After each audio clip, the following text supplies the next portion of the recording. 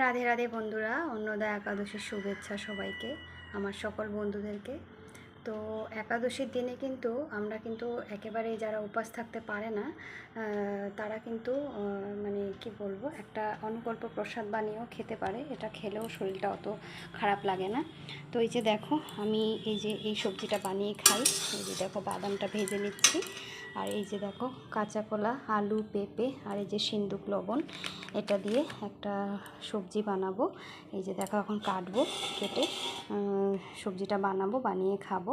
তো কোনো অসুবিধা নেই, শরীরটাও কোনো অসুস্থ লাগে না, ভালোই লাগে।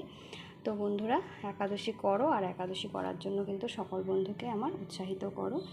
তো এই যে দেখো, আমার গোপাল সখা বসে আছে। আমার সখাই, আমি সখারূপেই ভালোবাসি গোবিন্দকে। তো আজকের জন্য আমি আমার মিনি ব্লগটা এখানে শেষ করছি বন্ধুরা। তোমাদের যদি ভালো লাগে অবশ্যই চ্যানেলটা সাবস্ক্রাইব করে দিও। রাধে রাধে।